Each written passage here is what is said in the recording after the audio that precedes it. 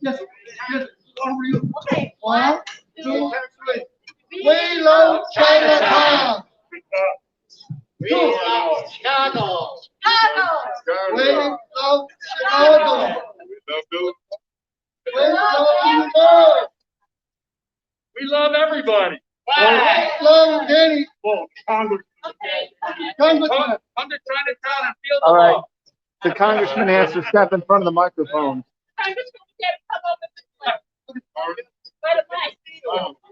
No wonder my camera was up.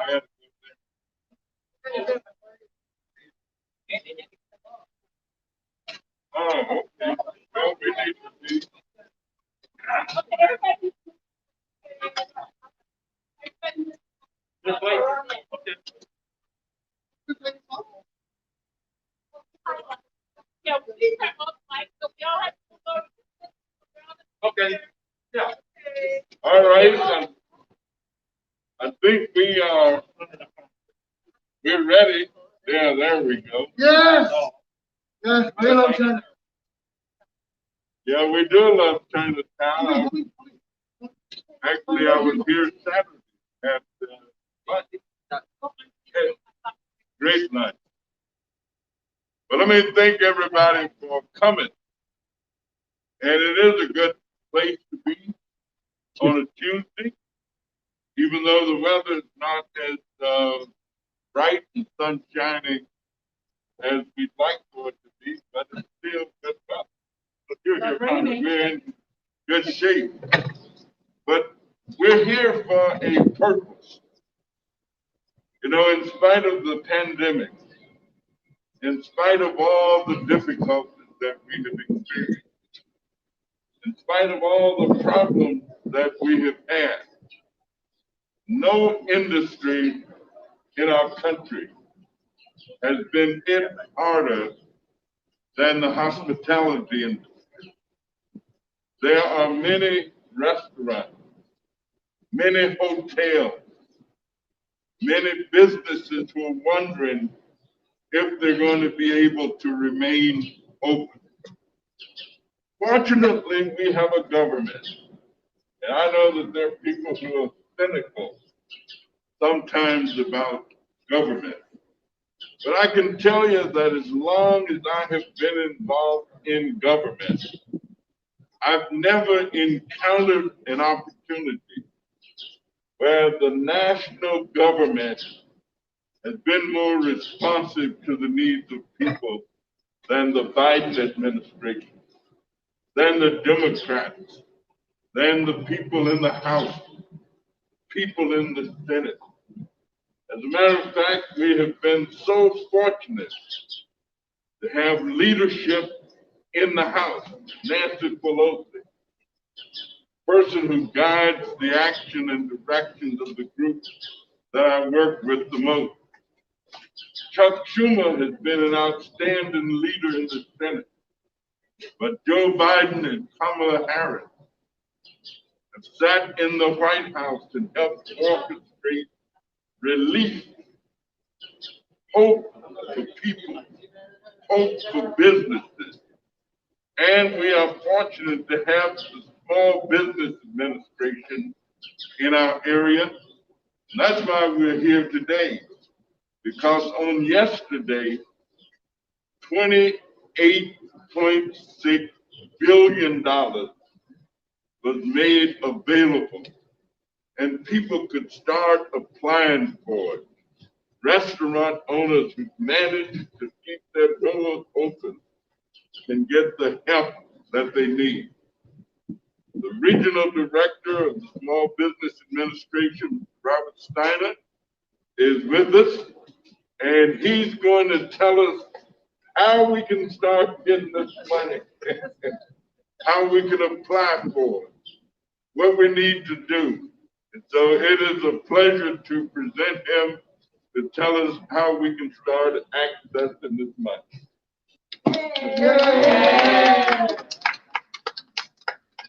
Thank you, Congressman. Really excited to be here. The Restaurant Revitalization Fund is truly an amazing program for not just restaurants, but bars, food trucks, anywhere where people come together for the consumption of food coverage. It's just a tremendous opportunity to offset losses that occurred due to the constraints placed on our restaurant industry due to the pandemic. We've done everything we can to make this as easy as possible to apply for this program, and it is a direct program with the SBA. So you can apply directly at restaurants.sba.gov. It'll walk you through step by step the application process. There's loads of information on our website that can help you understand what kind of documentation is required and really the eligibility constraints that you might be under and what you might be eligible for. So I really encourage anyone to go to sba.gov/restaurants because that is where the latest and greatest information is available to help you navigate this program. Now, you might ask, what kind of funding is available for a restaurant or other eligible business that's working in the program? And really, it's as simple as taking your 2019 revenues, subtracting out your 2020 revenues, and that's your funding amount. It's as simple as that. And if you think about it, it really eliminates that loss that you've experienced over the last year. So I'm really excited to roll this program out. I'm encouraging people to apply as quickly as possible. Like many of our programs, it's first in, first out. But you know it's going to have a huge impact on our small business community, especially if it's vibrant and thriving in China. And we're excited to see the impacts that it has. Again, I really appreciate the opportunity. Well, thank you. Thank you. And I'm sure that we've got some restaurant owners here who would share what this really means for their business and what it means for Chinatown. Who wants to start? Sam? Hello, everyone. My name is Sam Ma. I own the restaurant, Park to Take Out. You know, Congressman Sandy K. Davis is my friend. We need him to support our community because last year, COVID-19, Chinatown, the community, the restaurant, we lost a lot of business, and in some restaurants, 80% we lost. Some restaurants, we closed at least 6 months. Some restaurants for a year. That's why we need a council and the federal government to help us. Okay, thank you very much. All right. Well, that's exactly what the government is here to do. Help. Patrick LaShane, yes, sir, please. So thank you, Congressman, and thank you, Rod Steiner, also from the SBA. I'm Pat McShane, the president of the Chicago Chinatown Chamber of Commerce, and I also happen to be the president of a local bank, American Central Bank here in Chinatown. So on behalf of both my two hats at the chamber and as the banker, I want to extend my thank yous and gratitude to Rod Steiner and the SBA for this incredible program. This program is going to provide very, very needed assistance to the many restaurants that we have in Chinatown and really all over. It's quite a program that is going to help close the gap for a lot of the losses that were suffered. Here in Chinatown, the restaurant industry has been hit very, very hard. It's been devastated. But this program is going to be providing some very, very needed relief. And for that, we really thank the SBA and Congressman and everybody that's been involved in helping put this together. So we look forward to seeing everybody here in Chinatown.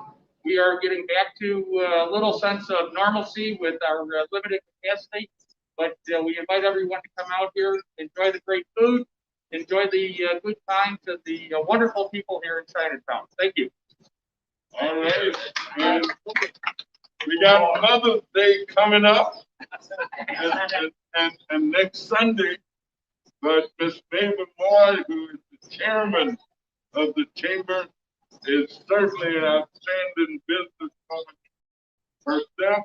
He's going to tell us also what it means to the business. Can you bring the sign down, please? Thank you. Thank you, Congressman, coming down to Chinatown and both try to help our Chinatown people, the Chinatown restaurant. This is a very important part because during the pandemic, a year of that, people really struggling, and hopefully all the restaurant owners can take advantage of this program. And hopefully we can get it over with. And so for the last past weekend, I can see a lot of people coming back to that. And I hope that people really come down and enjoy it. And with all this help, and we can get the Chinatown growing. 好多謝國會議員 Danny Davis 嚟到唐人街，希望佢能夠幫我哋芝加哥唐人街所有啲餐館商人可以渡過呢個難關，可以申請到有商業嘅幫助。多謝。Thank you very much. And the guy who talks restaurants all the time, Tony Hill, anytime you see him, he's talking restaurants. Tony? Thank you. My name is Tony Wu. I'm the president of China Restaurant Lines. Special thanks to Congressman Davis. Right? Everybody remember the second time of the pandemic in China support us. Thank you very much. On behalf of China Restaurant Lines. We have a lot of members in China that are in restaurant business. You remember Stamina? Maple, everybody come out. We love China. It's very, very important to Chinatown because the business the drop down 50% to 90%. Some restaurants close. We really need a help. This coming May 16th, we will do the Asian Heritage Celebration. Also, we love Chinatown event. We invite everybody come to join us to do this. Thank you again. All right, thank you. We got one more. Yes. Hi, everybody. My name is Kai from MCCB Restaurant. So first of all, thank you to Congressman Danny Davis and guys from SBA. Thank you for SBA support because this RF is so important to most of our restaurants. And the first 21 days, everyone knows like for the social and economic disadvantage, so we can apply first of pet. So that is advantage to take advantage of this program, and then don't be hesitant because maybe a lot of owner not good in English, but SBA have the translation fully in Chinese, Japanese, and either French and Mexican too. And so yeah, please go apply. That will help your restaurant a lot. Thank you. Well, thank you. We got one other person. She's learning Chinese. She is the district director in my office, our small business liaison, Sharita Logan. You can call our office anytime, and she'll hook you up if you need to be hooked up with the SBA. Sharita Logan will help you, and she's learning Chinese. Thanks to President Biden and State Davis. We come today to support the role and support another SBA tool from the restaurant revitalization fund that can help small business in the restaurant industry move forward, regain vitality from the effects of the COVID-19 pandemic. As a staff of the district director for the Congressman Danny Davis' office, part of my role has been to help support the process information, explain their issues for the constituents for SBA and SBA representatives, where we work together on their issues and act as a go-between for the constituents. SBA has been a great partner throughout this process. Our office has been able to help work on the PPE Paycheck Protection, also the EDL loans, and has been able to assist many in that process. And we're excited about the opportunity of the Restaurant Revitalization Fund. Thank you very much for being in our office. For more information, area code 773-533-7522. All right, well, thank you very much. And if there are questions from the press, we'd be glad to answer. Yes. Are there other restaurateurs we didn't hear from? Did we hear from everyone? And perhaps a question for one of the restaurateurs is just about how this year has been, what they've had to do. Can someone give us an example of, whether they have to reduce salaries, whether they have to reduce staff? What has happened this last year? We want to answer that. We just want to know what.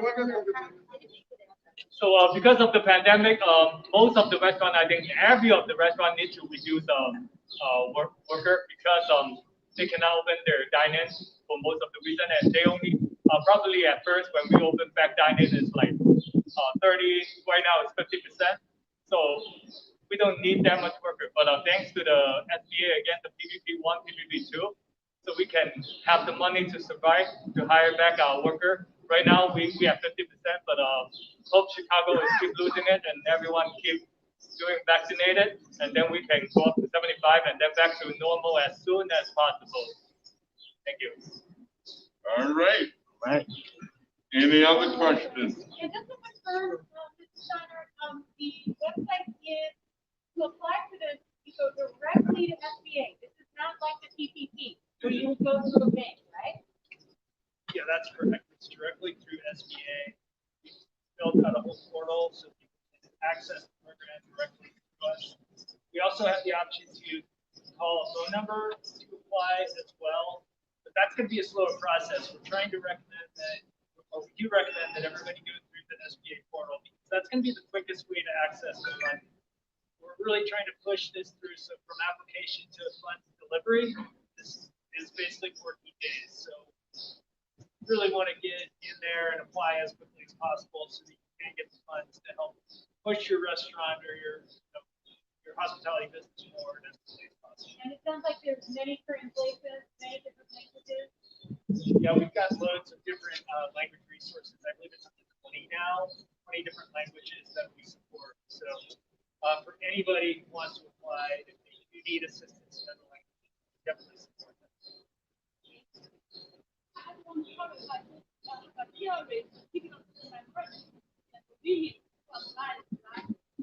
sorry, can you say that again? I want to qualify given the area for the majority owner compliance, right?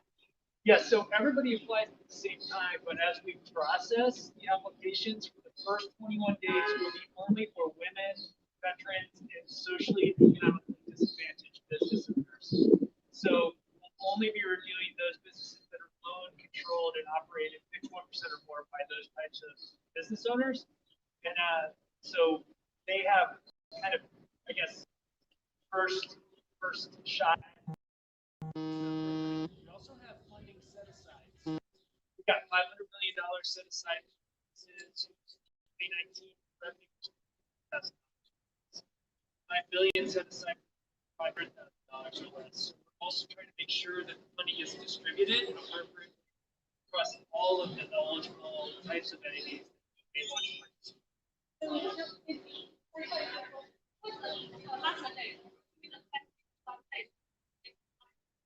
The last day, so the application will stay open until we exhaust all the funds. So it's open until I don't really have an end date.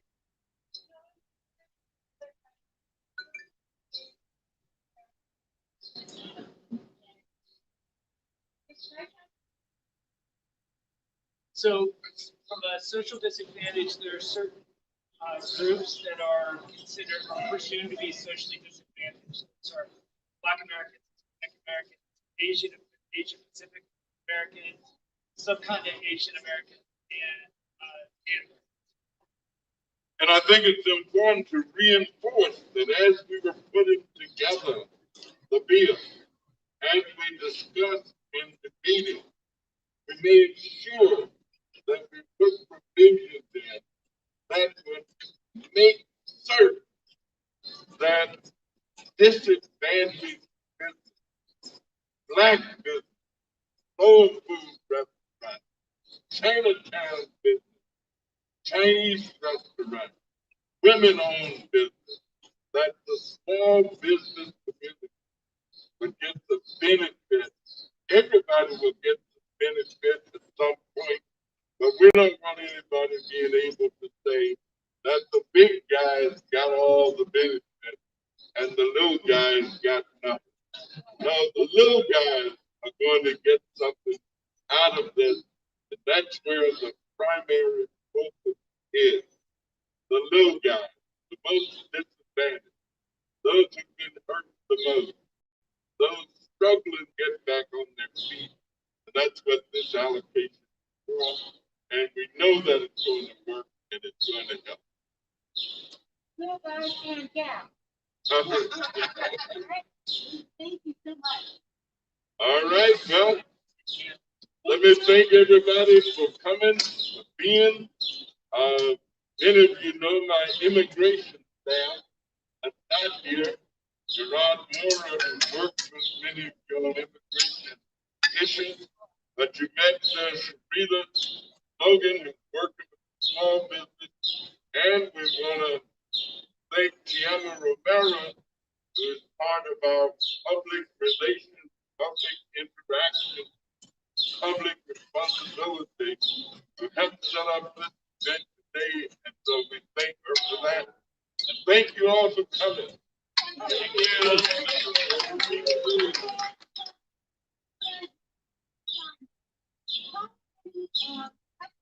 Do we believe that are considered I do.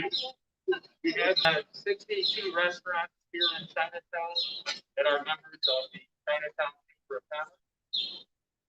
and you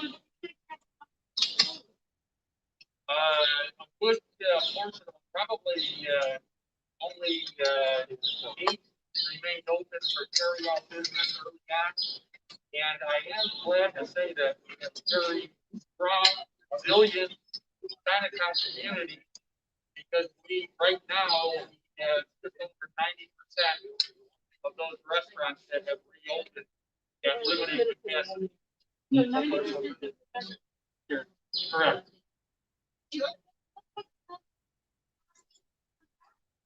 We do expect that there's going to be some fallout from the pandemic.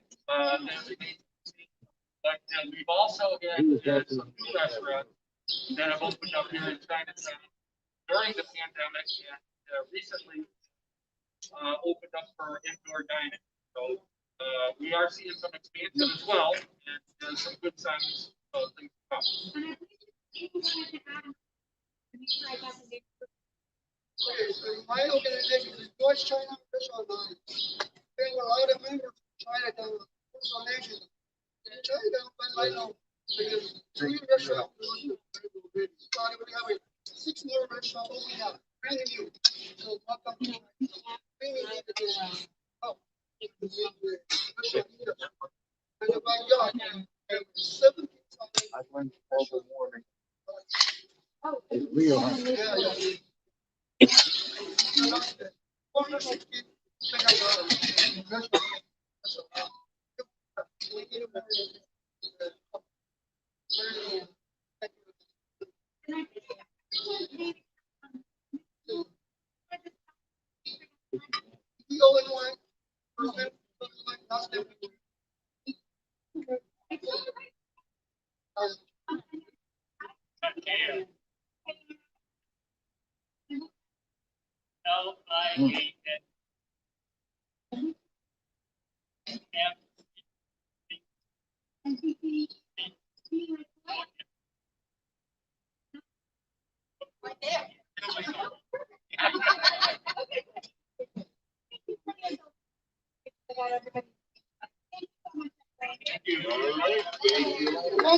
I want everybody to sign this.